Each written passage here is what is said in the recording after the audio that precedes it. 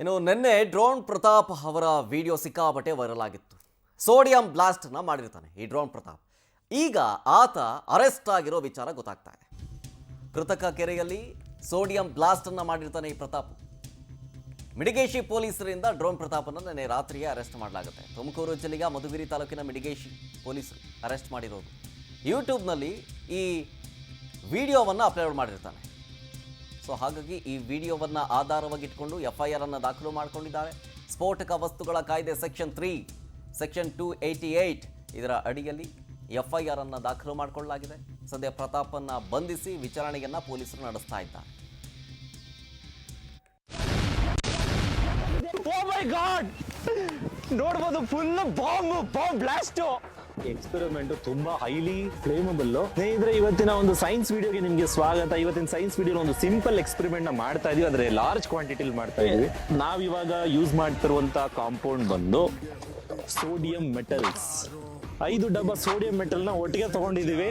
ಬಹಳ ಸಾಫ್ಟ್ ಆಗಿ ಚಿವಿಂಗಮ್ ತರ ಬರುತ್ತೆ. ಸೊ ಒಂದಷ್ಟು ಹೋಲ್ಗಳನ್ನ ಮಾಡ್ಕೊತಾ ಇದೀವಿ ಸ್ನೇಹಿತರೆ, ಬಿಕಾಸ್ ವಾಟರ್ ಒಳಗಡೆ ಹೋಗ್ಬೇಕು. ಈಗ ಅರ್ಧ ಕೆಜಿ ಸೋಡಿಯಂ ಮೆಟಲ್ ಒಳಗಡೆ ಹೋಗ್ತಾ ಇದೆ. ಡಾಮ್ ಡೀಮ್ ಧೂಮ್ ಫಿಶ್. ಡೀಟೇಲ್ಸ್ ಕೊಡ್ತಾರೆ ನಮ್ಮ ಪ್ರತಿನಿಧಿ ಹೇಮಂತ್. ಫೋನ್ ಸಂಪರ್ಕದಲ್ಲಿ ಜಾಯ್ನ್ ಆಗ್ತಿದ್ದಾರೆ. ಹೇಮಂತ್, ಈ ಥರ ಹುಚ್ಚುತನ ಸಿಕ್ಕಾಪಟ್ಟೆ ಸೋಷಿಯಲ್ ಮೀಡಿಯಾದಲ್ಲಿ ವೈರಲ್ ಆಗ್ತಾ ಇದೆ. ಯಾಕೆ ಬೇಕಿತ್ತು ಪ್ರತಾಪ್ಗೆ ಇದು?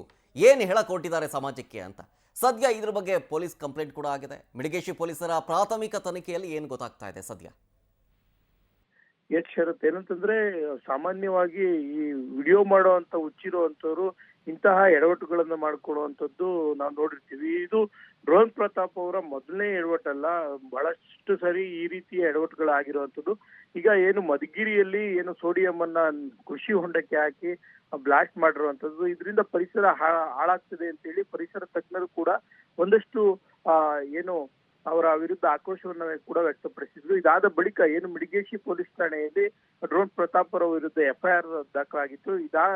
ಇದಾದ ಬಳಿಕ ನಿನ್ನೆ ರಾತ್ರಿ ಬೆಂಗಳೂರಿನಲ್ಲಿ ಅವ್ರನ್ನ ಬಂಧನವನ್ನ ಮಾಡಿ ಈಗ ಸದ್ಯ ಮಿಡಿಗೇಶಿ ಪೊಲೀಸ್ ಠಾಣೆಗೆ ಕರೆತಂದಿದ್ದಾರೆ ಅನ್ನೋ ಒಂದು ಮಾಹಿತಿ ಲಭ್ಯವಾಗಿರುವಂತದ್ದು.